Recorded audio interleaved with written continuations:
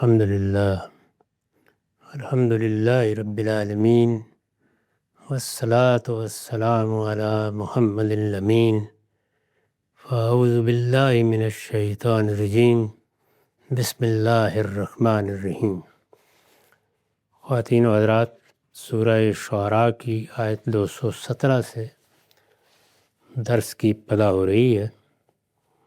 اس سے پیچھے رسالت مآب صلی اللہ علیہ وسلم کو یہ تاکید فرمائی تھی کہ اپنے قریبی خاندان والوں کو اس آخری مرحلے میں ایک مرتبہ پھر بہت اچھی طرح سے خبردار کر دو۔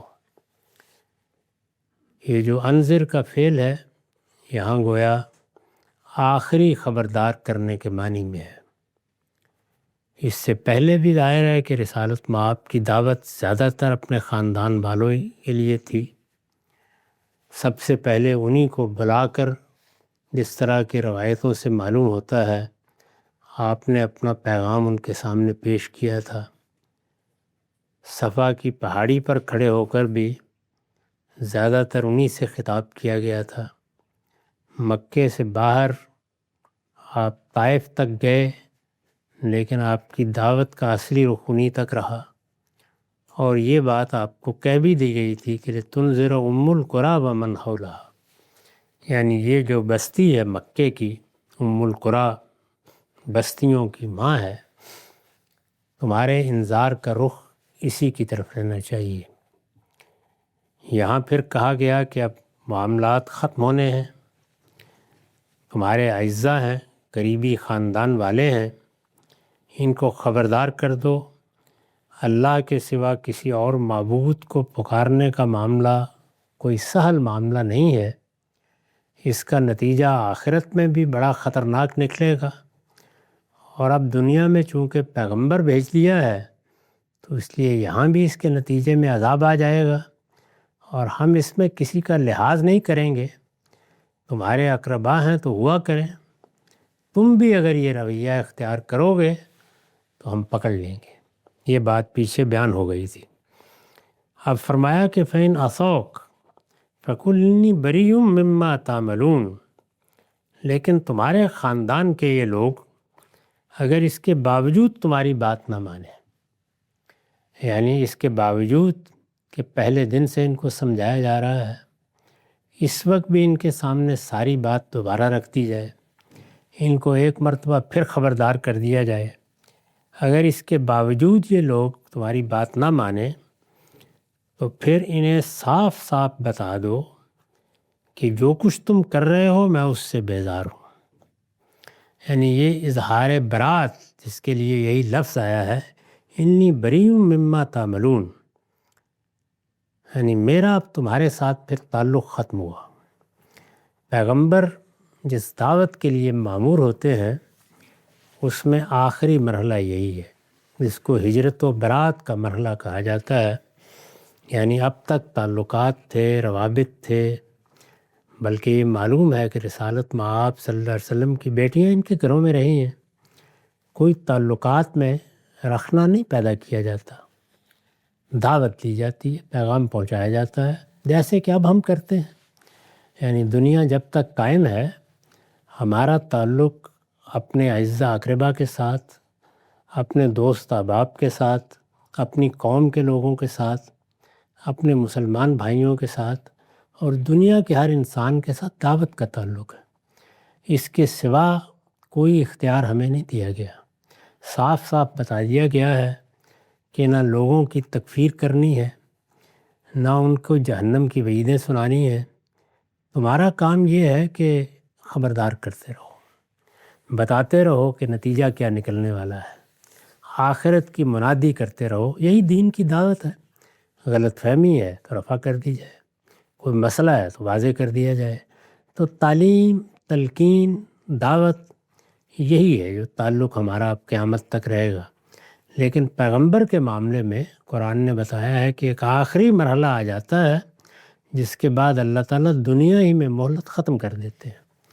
تو جب مہلت ختم کر دیتے ہیں تعلقات بھی ختم ہو جاتے ہیں، اس میں پھر روابط توڑ دیے جاتے ہیں۔ قرآن مجید نے بتایا ہے کہ وہ مرحلہ جب آ گیا تھا تو لوگوں کو ہدایت کر دی گئی تھی کہ اب وہ نہ کاروبار کریں گے، نہ معاملات رکھیں گے، نہ تعلقات برقرار رہیں گے۔ اگر کوئی نکاح کے رشتے بھی قائم ہیں تو مہر واپس کر کے وہ توڑ دیے جائیں گے۔ تو یہ وہ آخری مرحلہ ہے جس کے بارے میں اب اللہ تعالیٰ نے فرمایا کہ فین سوک، یعنی تمہارے خاندان کے یہ لوگ اگر اس سب کچھ کے باوجود، یعنی جس پہلو سے ان کو سمجھا دیا ہے، تمہاری بات نہیں مانیں گے، تو پھر انہیں صاف صاف بتا دیا جائے کہ جو کچھ تم کر رہے ہو میں اس سے بیزار ہوں، یعنی میرا معاملہ تمہارے ساتھ اب ختم ہو گیا۔ اور فرمایا کہ اپنی دعوت کے اس مرحلے میں، یعنی یہ مرحلہ جو اب آخری مرحلہ ہے جس میں ہجرت ہونی ہے، برات ہونی ہے، قوم کو چھوڑ کر جانا ہے اور اللہ کا فیصلہ صادر ہونا ہے، اس مرحلے میں اس عزیز و حکیم پر بھروسہ رکھو، یعنی وہ زبردست، وہ سراسر رحمت، پروردگار پر بھروسہ رکھو۔ اس کی وضاحت میں نے لکھا ہے، یعنی جب تمہارے لیے ہجرت اور تمہارے مکذبین کے لیے عذاب کا مرحلہ قریب آ رہا ہے، پیغمبر کو ہجرت کرنی ہے اور مکذبین یعنی جھٹلانے والے، تکذیب کرنے والے، انکار کرنے والے، ان کے لیے عذاب کا مرحلہ شروع ہو جائے گا۔ یعنی جب تمہارے لیے ہجرت اور تمہارے مکذبین کے لیے عذاب کا مرحلہ قریب آ رہا ہے، یہ مرحلہ چونکہ پیغمبر کے لیے نہایت کٹھن ہوتا ہے، آسان نہیں ہوتا، یعنی اس میں دونوں پہلو نہایت کٹھن ہو جاتے ہیں۔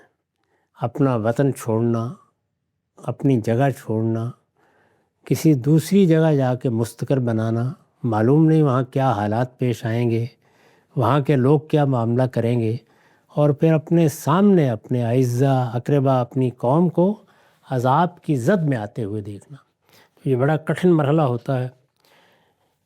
یہ مرحلہ چونکہ پیغمبر کے لیے نہایت کٹھن ہوتا ہے، اس لیے آگے ہدایت فرمائی ہے کہ اس میں اس پروردگار پر بھروسہ رکھو جو عزیز ہے۔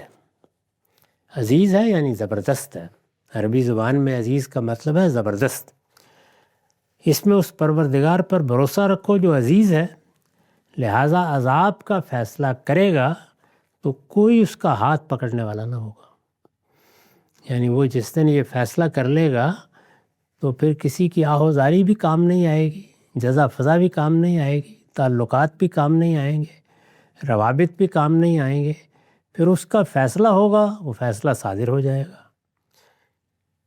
اس مرحلے میں یعنی جب کہ تمہاری قوم کے ساتھ یہ معاملہ ہونے والا ہے اور تمہیں اس سے پہلے اس قوم کو چھوڑ کر ہجرت کر جانی ہے، تو اس میں بھروسہ کس پر رکھو؟ اپنے رب پر، اپنے پروردگار پر، اور اپنے بندوں کے لیے رحیم و شفیق بھی ہے، یعنی وہ زبردست ہے، عزیز ہے، اس کے ساتھ رحیم و شفیق بھی ہے، لہٰذا انہیں بھی لازماً نوازے گا اور کوئی اس میں رکاوٹ نہ بن سکے گا۔ دونوں نتیجے مکذبین، منکرین اس کے پھر نکل آتے ہیں، یعنی والے وہ عذاب کی زد میں، منکرین اس کا انکار کرنے والے، اسے جھٹلانے والے وہ عذاب کی زد میں آ جاتے ہیں، جیسے کہ پچھلے قوموں کا حوالہ دے کے بیان کیا، اور پیغمبر اور اس کے ساتھیوں کے لیے نجات ہوتی ہے، سرفرازی ہوتی ہے، پھر زمین کی بادشاہی ان کو منتقل کر دی جاتی ہے۔ تو یہ دونوں پہلو چونکہ ہوتے ہیں، تو ایک کے لیے اپنی صفت عزیز کا حوالہ دیا اور دوسری کے لیے اپنی صفت رحیم کا حوالہ دیا، یعنی وہ رحیم بھی ہے، وہ شفیق بھی ہے، اور جب وہ رحیم و شفیق ہے تو اپنے بندوں کو ان کی کارکردگی کا صلہ دے گا، ان پر کرم فرمائے گا، ان سے جو وعدے اس نے کیے ہیں خیر کے وعدے وہ پورے کرے گا، اور وہ زبردست ہے، اس لیے یہ اس کو دبا نہیں دیں گے۔ وہ جب اپنا فیصلہ سنائے گا تو ان کی ساری قوت و شوکت کے باوجود وہ فیصلہ نافذ ہو جائے گا۔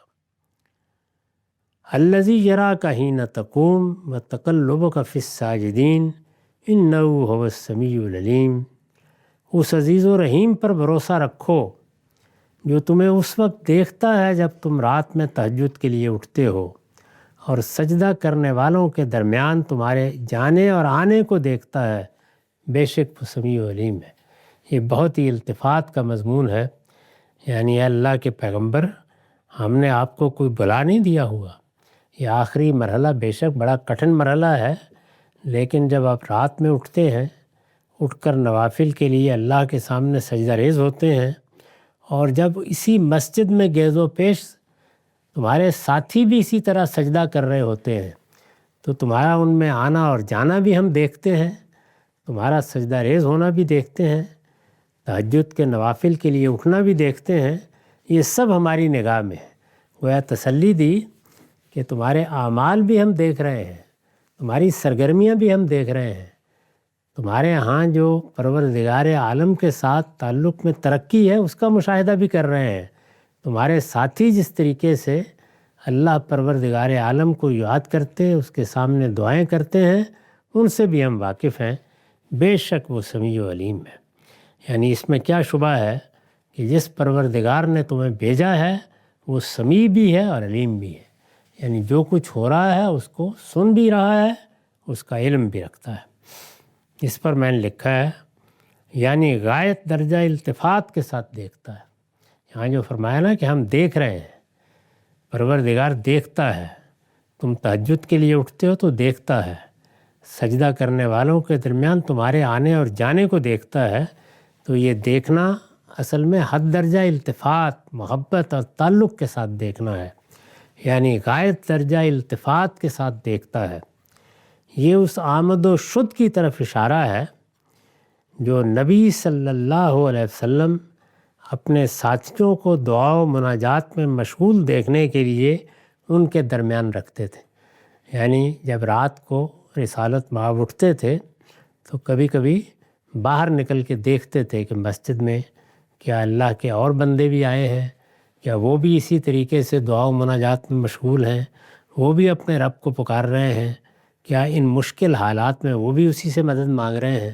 تو اس طرح سے آپ کو بھی ایک طرح سے مسرت ہوتی تھی کہ میں نے جو دعوت دی، جو پیغام پہنچایا ہے، جس کی چیز کی طرف لوگوں کو بلایا ہے، اس نے لوگوں کے دلوں میں گھر کر لیا ہے، اور ان کے ہاں ہر لحاظ سے گویا دین میں اپنی پاکیزگی میں ترقی کا اہتمام ہے، اور وہ اس کے لیے جو کچھ کرنا ضروری ہے وہ کر رہے ہیں، اور اللہ پروردگار عالم کی سچی معرفت کے ساتھ اپنا تعلق اس کی بارگاہ میں استوار کیے ہوئے ہیں۔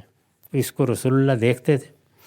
اہل ذوق اندازہ کر سکتے ہیں کہ آپ کی اور آپ کے ساتھیوں کی شب خیزی، فکر مندی اور ذکر و عبادت میں مشغولیت کی یہ کس قدر دل نواز انداز میں تحسین ہے۔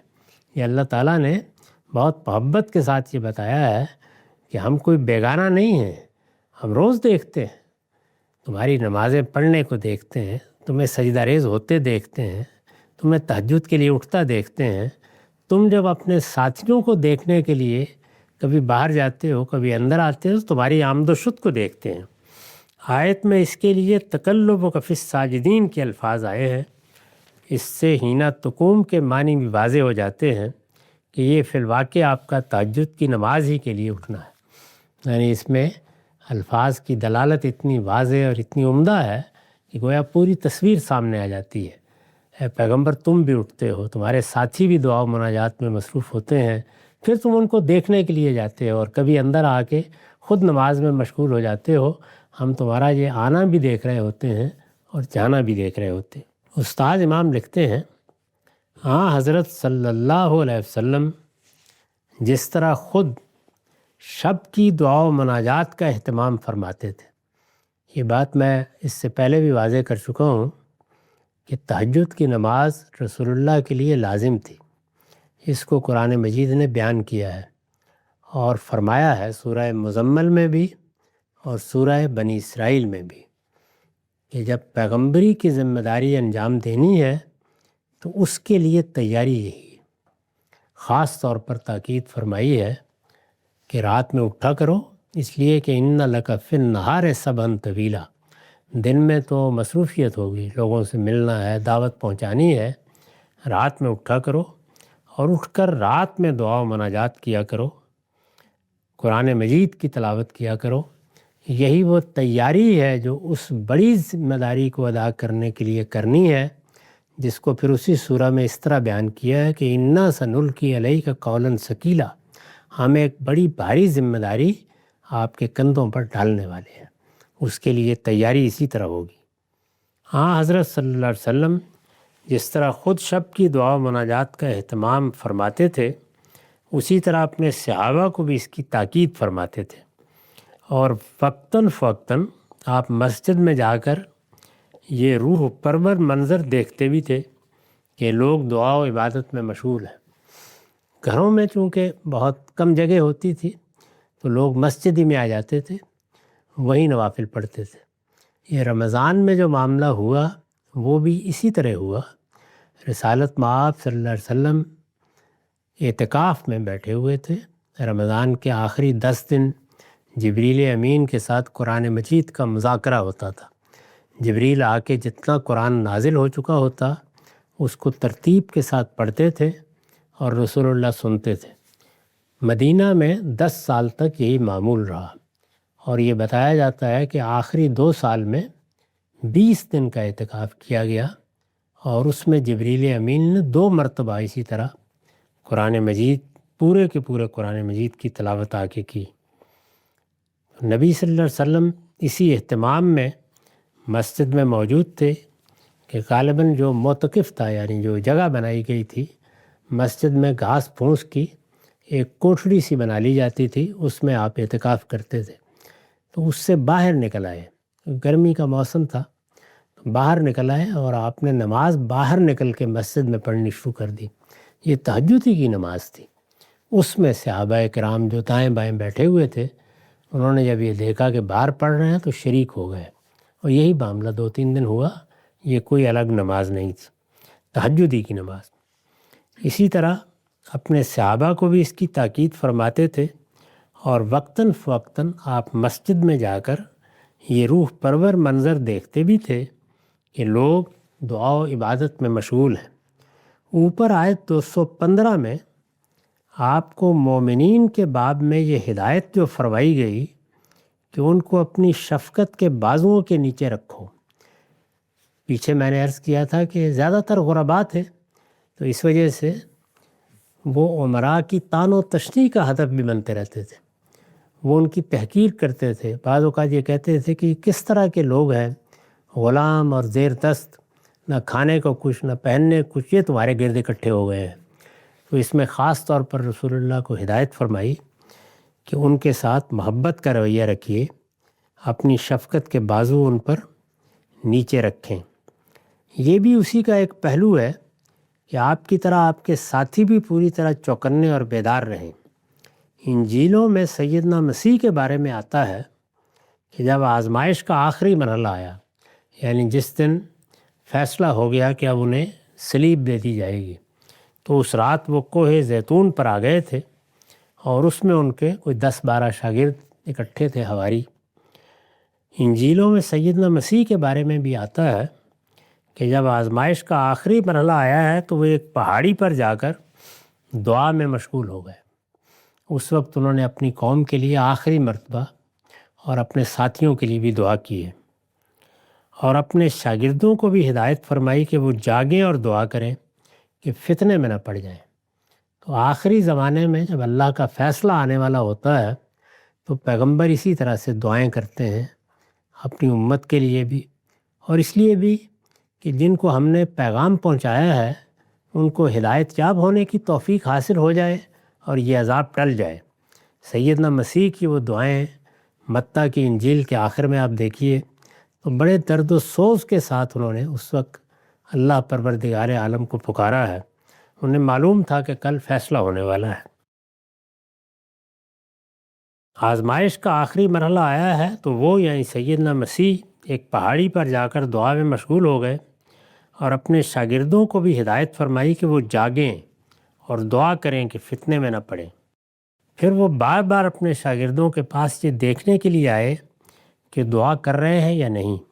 شاگرد سو جاتے تو ان کو بار بار جگاتے کہ دعا کرو تاکہ فتنے سے محفوظ رہو۔ تو رسول اللہ کا بھی آخری زمانے میں یہی معمول تھا، کیونکہ کچھ معلوم نہیں تھا کہ کب اللہ کا آخری فیصلہ صادر ہو جائے، کب سب معاملات ختم ہو جائیں۔ هل ننبئکم علی من تنزل الشیاطین، لوگو یہ وہ پاکیزہ ہستی ہے جس کے بارے میں تم کہتے ہو کہ اس پر شیاطین اترتے ہیں۔ پیچھے بیان کیا ہے کہ شیاطین کا اس طرح کے پاکیزہ کلام سے کیا تعلق، اور ان میں یہ یارہ کہاں کہ وہ یہ کلام لے کے اتریں۔ ان کو تو جب وہ اوپر جانے کی کوشش کرتے ہیں تو کھدیڑ مارا جاتا ہے۔ لوگوں یہ وہ پاکیزہ ہستی ہے جس کے بارے میں تم کہتے ہو کہ اس پر شیاطین اترتے ہیں، یعنی یہ جس کی راتیں اللہ کے سامنے کھڑے ہوئے گزرتی ہیں، جس کے ساتھی بھی اللہ پروردگار عالم کے سامنے سجدہ ریز رہتے ہیں، اس کے بارے میں کہتے ہو کہ اس پر شیطان اترتے ہیں۔ تو آپ فرمایا هل انبئکم علی من تنزل الشیاطین، تمہیں بتاؤں کہ شیاطین کس پر اترتے ہیں؟ یعنی یہ جو تم منہ بھر کے بات کر دیتے ہو، کبھی تم نے سوچا ہے کہ شیاطین جن پر اترتے ہیں وہ کون ہوتے ہیں؟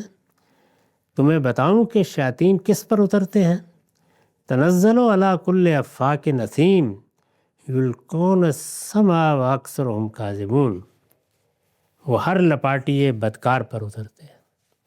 یعنی شیاطین جن پر اترتے ہیں وہ اس سیرت و کردار کے لوگ نہیں ہوتے، وہ اس طرح اپنے رب کی طرف رجوع کرنے والے نہیں ہوتے، وہ لپاٹیے اور بدکار ہوتے ہیں۔ وہ ان کی طرف کان لگاتے ہیں گویا غیب سے کچھ سن رہے ہیں۔ یہ جو کان لگانا ہے، وہ آواز آ رہی ہے، ہاتف غیب پکار رہا ہے، یہ کاہنوں کے طریقے ہیں۔ اور اس زمانے میں یہ کاہن لوگ اسی طرح سے غیب کی خبریں لوگوں کو بتاتے تھے، اور ظاہر ہے کہ ان پر زیادہ تر شیاطین ہی اترتے تھے۔ تو قرآن نے ان کی تصویر کھینچی کہ شیاطین جن پر اترتے ہیں وہ اس طرح کے لوگ ہوتے ہیں۔ اس کی وضاحت میں حاشیہ ہے، یہ ان کاہنوں کی تصویر ہے جو اس زمانے کے عرب میں اکثر دیکھے جاتے تھے۔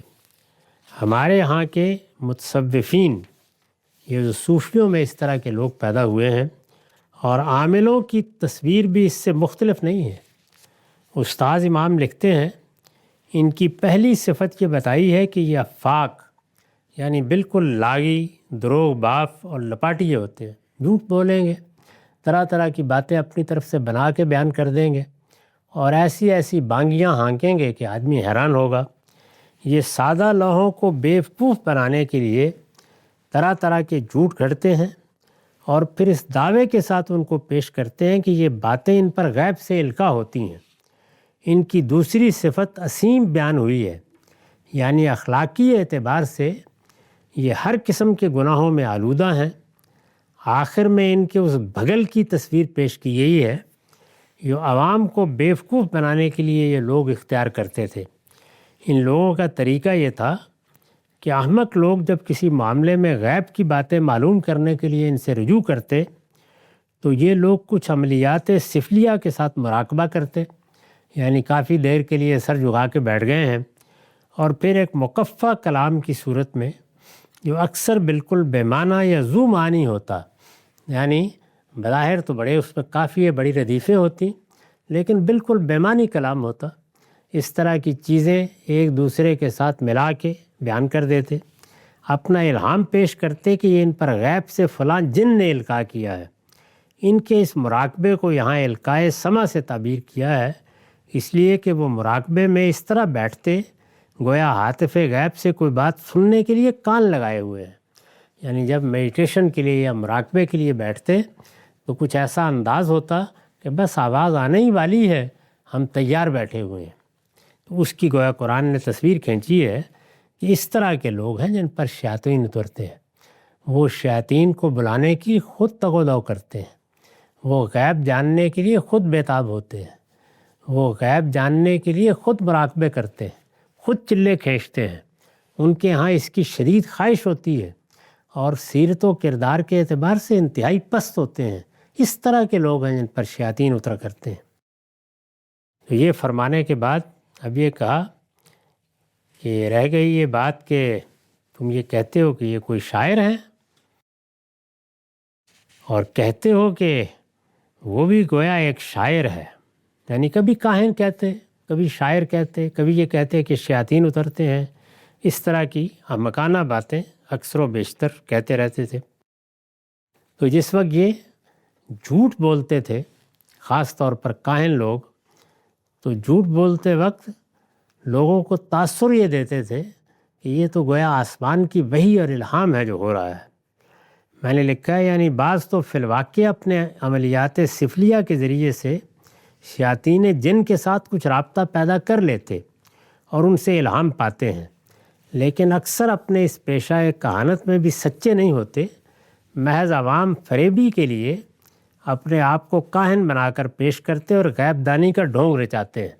تو قرآن نے جو الفاظ استعمال کیے ہیں کہ ان میں سے اکثر کا حال یہ ہوتا ہے، وہ ہر لپاٹیے بدکار پر اترتے ہیں، وہ ان کی طرف کان لگاتے ہیں گویا غیب سے کچھ سن رہے ہیں، مگر ان میں سے اکثر جھوٹے ہوتے ہیں۔ تو یہ بتا دیا کہ ایسے بھی ہوتے ہیں جن کا فی الواقع جنات وغیرہ سے رابطہ ہو جاتا ہے اور اس طرح وہ کہانت کی دکان لگائے رکھتے ہیں۔ تو یہ ایک پہلو تھا جس کا قرآن نے آخر میں بہت سخت لب و لہجے میں جواب دیا۔ اس کے بعد اب شاعروں کو لیا۔ وَالشُّعَرَاءُ يَتَّبِعُهُمُ الْغَاوُونَ أَلَمْ تَرَ أَنَّهُمْ فِي كُلِّ وَادٍ يَهِيمُونَ وَإِنَّهُمْ يَقُولُونَ مَا لَا يَفْعَلُونَ إِلَّا الَّذِينَ آمَنُوا وَعَمِلُوا الصَّالِحَاتِ وَذَكَرُوا اللَّهَ كَثِيرًا وَانتَصَرُوا مِن بَعْدِ مَا ظُلِمُوا سَيَعْلَمُ الَّذِينَ ظَلَمُوا أَيَّ مُنقَلِبٍ يَنقَلِبُونَ۔ اور کہتے ہو کہ وہ بھی گویا ایک شاعر ہے، یہ دوسرا الزام تھا۔ اس پر میں نے لکھا ہے یہ بات وہ اس معنی میں کہتے تھے کہ جو بلاغت و جزالت ان کے کلام میں دیکھ رہے ہو وہ اسی طرح کی بلاغت و جزالت ہے جو ہمارے شاعروں کے کلام میں بھی ہوتی ہے۔ یعنی یہ جو الفاظ کا در و بست ہے، یہ جو حسن بیان ہے، یہ جو بلیغ الفاظ ہیں، یہ جس طریقے سے یہ بات کرتے ہیں اور یہ قرآن نازل کرتے سمے سناتے ہیں، تو یہ اسی طرح کی چیز ہے جیسے ہمارے شاعروں کے ہاں بھی سب خوبیاں ہوتی ہیں۔ خاص طور پر ان بڑے شاعروں کے کلام میں جن کے ساتھ جنات ہوتے ہیں جو انہیں شعر الہام کرتے ہیں، اسے آنسوئے افلاک کی کوئی چیز قرار دینے کی ضرورت نہیں ہے۔ یعنی یہ بھی زیادہ سے زیادہ کیا ہے، وہی جنات ہیں، ان سے ربط ضبط ان کا بھی ہو گیا ہے، ان کو اب خدا کا پیغمبر مان لیں اور اس کو وہی مان لیں، یہ ایسے فضول باتیں ہیں، اس کی کوئی حقیقت نہیں ہے۔ تو یہ کہتے تھے وہ۔ تو اب اس کے جواب میں فرمایا اور کہتے ہو کہ وہ بھی گویا ایک شاعر ہے، جبکہ شاعروں کے پیچھے تو بہکے ہوئے لوگ چلا کرتے ہیں۔ یعنی یہ پیغمبر کے ساتھ جو لوگ آئے ہیں، کبھی دیکھا ہے تم نے کہ ان کی سیرت میں، ان کے کردار میں کیا تغیرات آئے ہیں، وہ کیا سے کیا بن گئے ہیں؟ شاعروں کے پیچھے اسی طرح کے لوگ چلا کرتے ہیں۔ یہ پہلی بات فرمائی۔ یہ رسول اللہ صلی اللہ علیہ وسلم کے ساتھیوں کے تقابل میں فرمایا ہے کہ شاعروں کے پیرو تو سیرت و کردار کے لحاظ سے ایسے ماہ و آفتاب اور سجدوں میں راتیں بسر کرنے والے نہیں ہوتے۔ پیچھے بیان کیا ہے کہ پیغمبر اور پیغمبر کے ساتھی کس طرح اپنی راتیں بسر کرتے ہیں، اور اب یہ بتایا کہ کیا شاعروں کی پیروی کرنے والوں کو بھی کبھی اس طرح دیکھا ہے؟ تم شاعروں کو بھی جانتے ہو اور ان کے پیرووں کو بھی، ان میں سے تو ہر ایک دوسرے سے بڑھ کر اوباش، گمراہ، دین و اخلاق کی بندشوں سے آزاد اور جذبات و خواہشات کا غلام ہوتا ہے۔ کسی شاعر کو دیکھ لو، اس کے پیرووں کو دیکھ لو، کیا اندھے ہو گئے ہو کہ ان دونوں گروہوں کا یہ کھلا کھلا فرق و امتیاز بھی دیکھ نہیں پاتے ہو؟ تو پہلی چیز یہ فرمائی کہ کیا ایسی عقل اور مت ماری گئی ہے کہ پیغمبر کے ساتھیوں کو بھی دیکھتے ہو اور شاعروں کے ساتھیوں کو بھی دیکھتے ہو؟ کیا تعلق ہے ان دونوں کا؟ تو پہلی بات یہ فرمائی شاعروں کے بارے میں۔ پھر فرمایا کہ شاعروں کے پیچھے تو بہکے ہوئے لوگ چلا کرتے رہیں، اور الم تر انہم فی کل وادٍ یہیمون، کیا دیکھتے نہیں ہو کہ وہ ہر وادی میں بھٹکتے ہیں اور ایسی باتیں کہتے ہیں، وہ انہم یقولون ما لا یفعلون، اور ایسی باتیں کہتے ہیں جو کرتے نہیں ہیں، ہر وادی میں بھٹکتے ہیں۔ یہ قرآن کے تقابل میں فرمایا ہے کہ اسے شاعری کہتے ہو۔ یہ حاشیہ لکھا ہے میں نے کہ قرآن مجید کو آخر شاعری قرار دیتے وقت کچھ تھوڑے دو لمحے کے لیے سوچو، یہ قرآن کے تقابل میں فرمایا ہے کہ اسے شاعری کہتے ہو، کہاں اس کی ہمرنگی یعنی قرآن کی، کہاں اس کی ہمرنگی اور ہمہ ہنگی کہ ہر آیت اپنے معین ہدف اور طے شدہ مقصد کے تحت صادر ہوتی ہے، اس میں کسی جگہ کوئی تضاد و تخالف نہیں ہوتا، اس کے مضامین باہم مربوط، نہایت جچے تلے، دو ٹوک سراسر دانش و حکمت اور ہر جگہ اپنے اندر راستی، حق اور خیر و صلاح کی دعوت لیے ہوتے ہیں۔ یہ قرآن ہے۔ اور کہاں تمہارے شاعر کہ بے لگام گھوڑے کی طرح ہر وادی میں بھٹکتے پھرتے ہیں۔ تو ایک گویا معیار سامنے رکھ دیا کہ تم شاعر کہتے ہو، تو کبھی تم نے غور کرنے کی زحمت کی ہے کہ شاعر ایسے ہی ہوا کرتے ہیں؟ کیا بات اپنی زبان سے نکالتے ہو؟ ذرا ان کے پیروں کا تقابل کر کے دیکھو، ان کے کلام کی ہم رنگی دیکھو، یہ کس طرح سے ایک ایک پہلو سے اپنے فکر کے ساتھ کنسسٹنٹ ہے، اس کا مشاہدہ کرو۔ پھر ان کو دیکھو کہ ہر وادی میں بھٹکتے پھرتے ہیں، ایک قافیہ مل گیا ادھر چلے گئے، دوسرا مل گیا ادھر چلے گئے، اور یہی نہیں ہے، وہ کبھی بھی اپنے کہے پر عمل کرنے والے نہیں ہوتے۔ یقولون ما لا یفعلون، ایسی باتیں کہتے ہیں جو کرتے نہیں ہیں۔ اس میں بعض اور پہلو بھی بڑی اہم ہیں، ان کو اگلی نشست میں دیکھیں گے۔ وقت ختم ہو گیا۔ اقول قولی ھذا واستغفر اللہ لی ولکم۔